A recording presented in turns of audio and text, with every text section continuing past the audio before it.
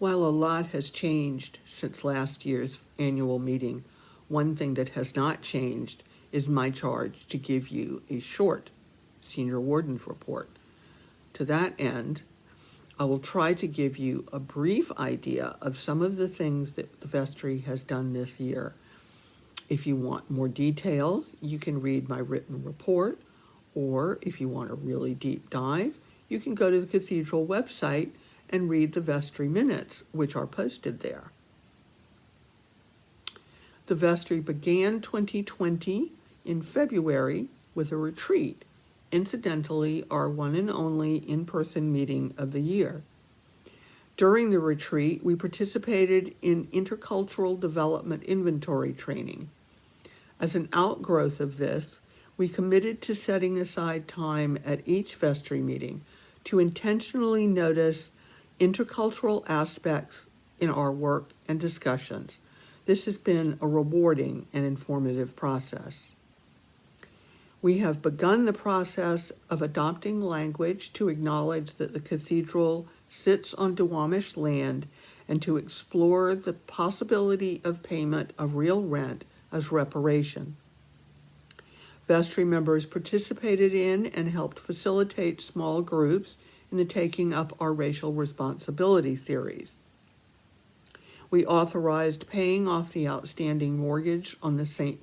Nicholas building so that we would own it outright due to our LLC partners' generous gift of their share in the building. An exploratory committee was formed to look into the possible redevelopment of the building, and that work is ongoing. A cathedral archives has been created and an intern from the University of Washington hired to begin initial work on the organization of our valuable documents and artifacts. As part of our commitment to achieve a net zero carbon footprint by 2030, vestry members have individually signed up to the Episcopal Church's carbon tracker. Vestry members participated in and helped facilitate Radix groups. We reached out via calls, emails, and cards to members of the congregation and participated in programming in order to maintain and foster connections when we could not meet in person. We nominated 2 candidates for the postulancy and formally gave our support to Malcolm McLaurin's candidacy for ordination to the diaconate. We have worked on the budget, on stewardship, nominating, and a host of other committees. In spite of the challenges of 2020, this vestry has been active and involved in all aspects of cathedral life. I am so grateful for the members' hard work, dedication, love, and the way that we have functioned under extraordinary circumstances. Of course, none of what has been accomplished this year would have been possible without the outstanding leadership of Dean Steve Thomason. My heartfelt thanks go to him, to the clergy, the staff, and to the many volunteers who give so much to this place. Finally, as I retire from vestry, please know what an honor and a privilege it has been to serve you. Thank you.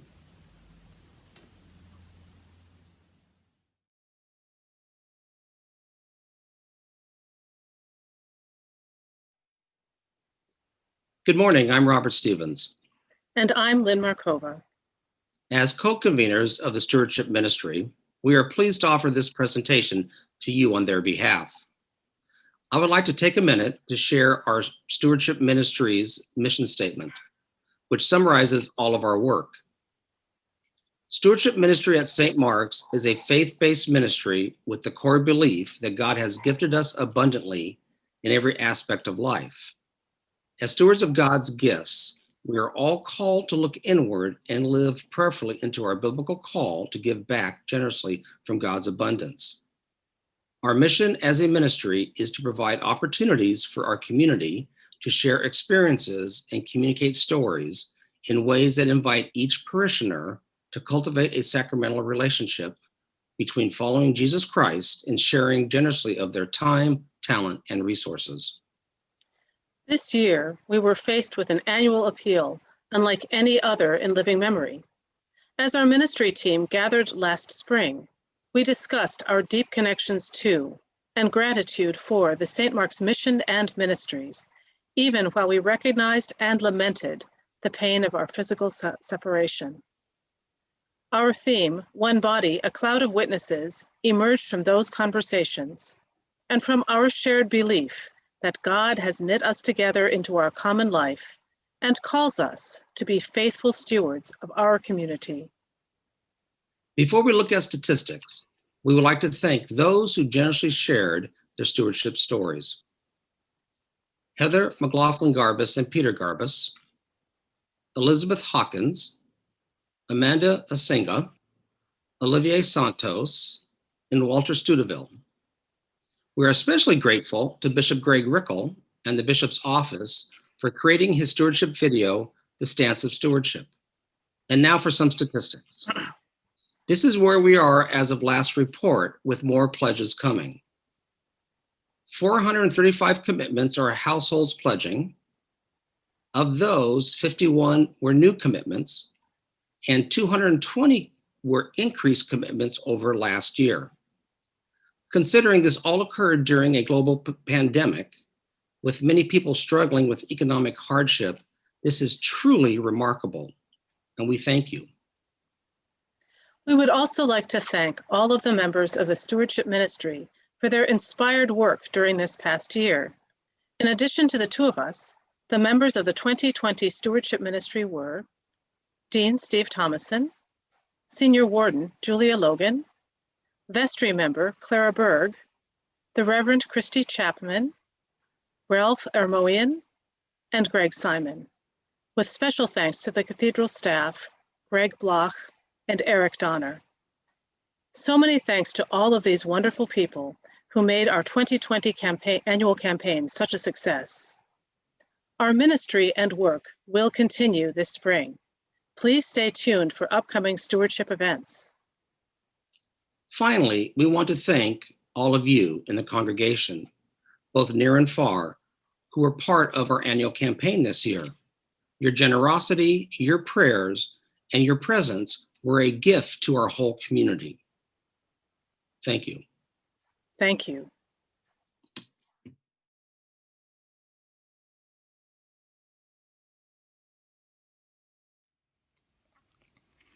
Good morning. The Cathedral Foundation of the Diocese of Olympia was incorporated in 1995.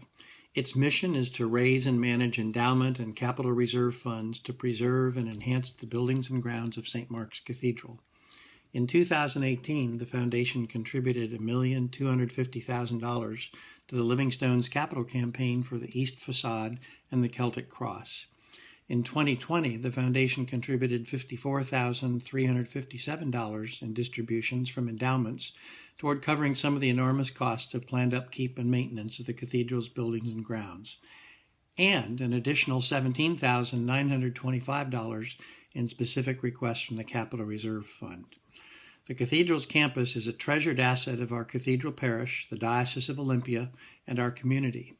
There are seemingly infinite needs, but extremely limited resources for maintaining and transforming Cathedral House, Leffler House, and the St. Nicholas Building.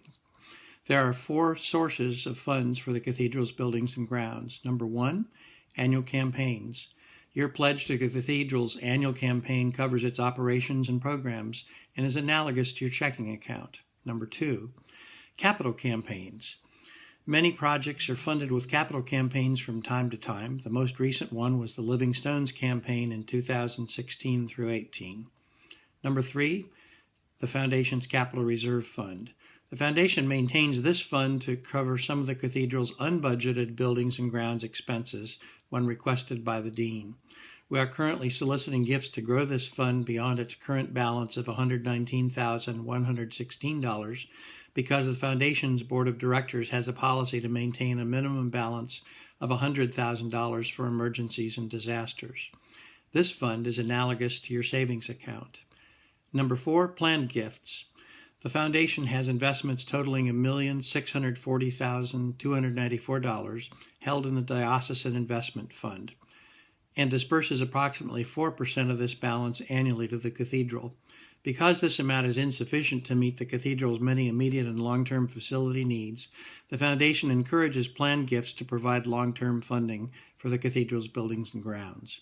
This fund is analogous to your retirement account. As you consider your many options for charitable contributions and planned giving within your church and community, we hope that you will consider both the cathedral and the foundation as resources to help you make a meaningful and long-term impact on our cathedral community and its buildings and grounds.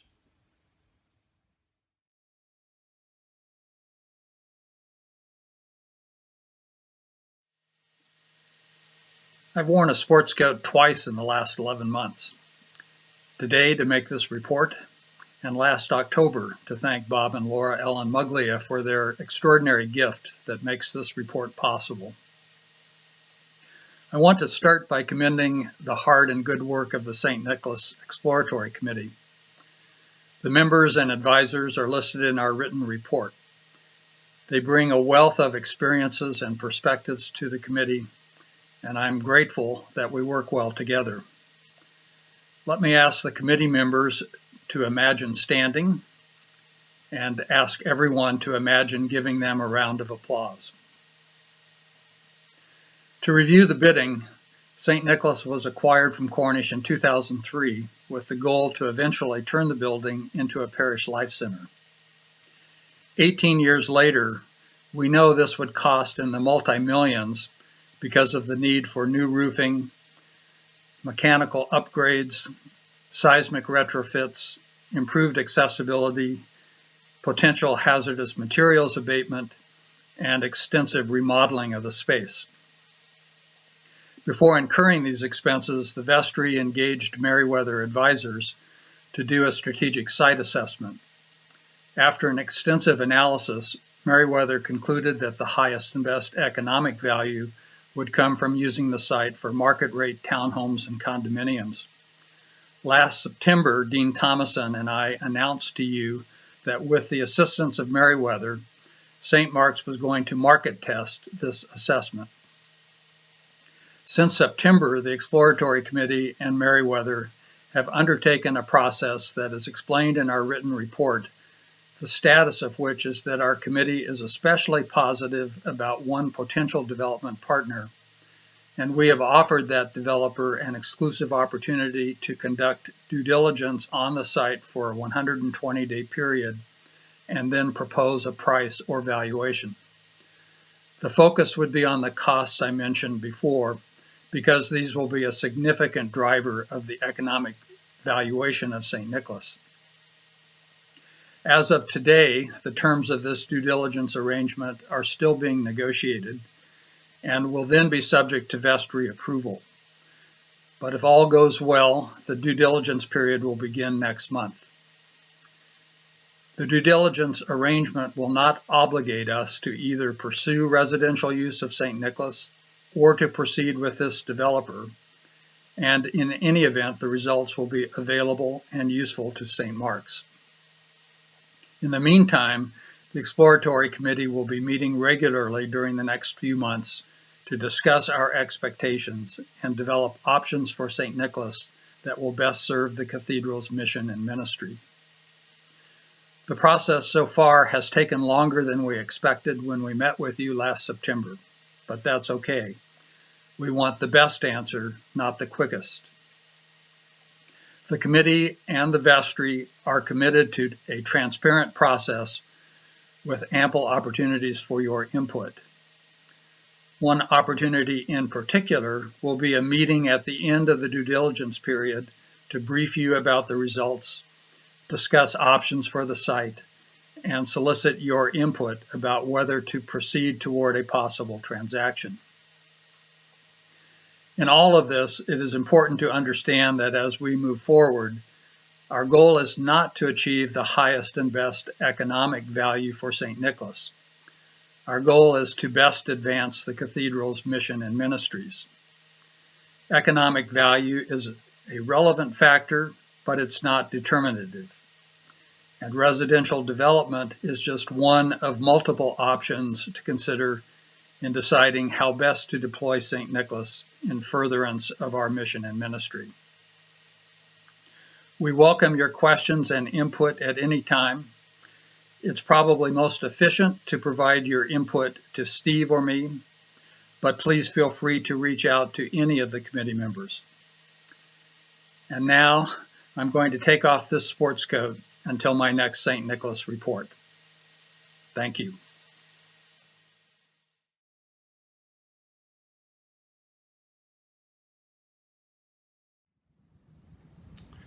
Good morning. It's nice to see you all again, at least virtually.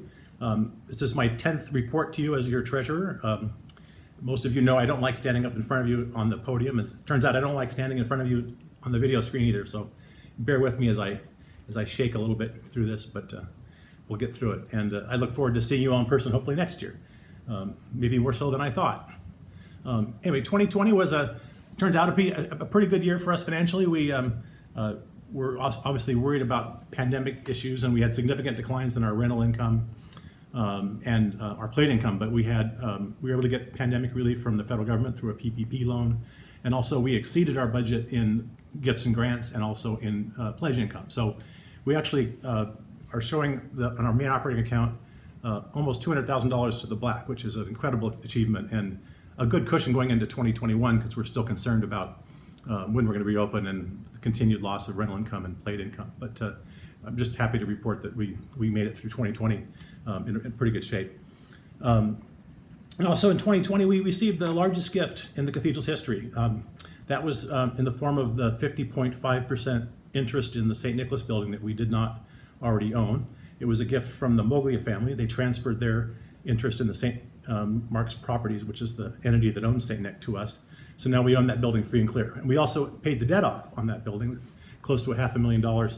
And now we own it free and clear, which gives us a lot of flexibility in terms of managing and operating that building going into the future. So that's a really great accomplishment, really a milestone in St. Mark's history. 2020, we also wrapped up the Living Stones campaign. It kind of drug on a little bit, some warranty work and settling up with the contractor. So I don't know if we ever had a chance to stop and celebrate that, but it's a great achievement to have done what we did with Living Stones, and I'm very proud to have been part of it, and I think the rest of the cathedral community should be as well. So it's a nice time to kind of stop and reflect where we've been since that campaign started. That was at the end of 2013, so 7 years ago we started that campaign, and since then our net assets, which is our assets minus our liabilities, they call it net assets in the nonprofit world, we've actually increased by $11.7 million in that 7-year period, which is incredible. And a lot of that's in investments in plant and facility, of course, because of Living Stones, but also we have $250,000 more cash in the bank than we did at the end of 2013, and $812,000 less in debt. So we're more solvent and solid than we were when we started. So not only did we complete the campaign successfully, but we lived to tell the tale financially. So that's really great.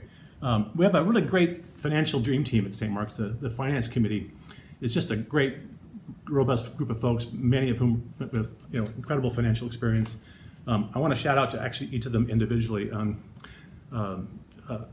Robert Stevens, Phil Haas, Maria Coldwell, Neil Gavin, Anna Bedell, Lynn Cobb, Roberta Nestus, Greg Ham, and Mark Huberton. They have just been incredible partners in this. Also, Peter McClung was as junior warden for finance. He chaired the committee this last year and was really great convener, and also was just the master of the yellow highlighter. He had the financial reports just marked up to all the right things that needed to be paid attention to. This last year, we also we welcomed Jim Pinnell, Director of Operations, who took a lot of the burden of running the day-to-day stuff away from Steve, which was really terrific, I think, for Steve.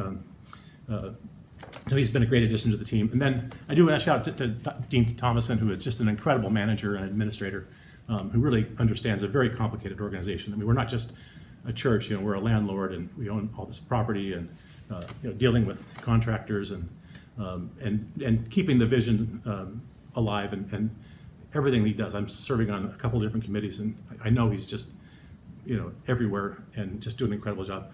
And then Stephen Eddy, our bookkeeper, who's terrific and has been burning the midnight oil, sometimes getting reports to us sometimes we have to close the books pretty early in the month, so he's scrambling and getting us reports at 10 o'clock at night. So I want to really thank Stephen for his extra work.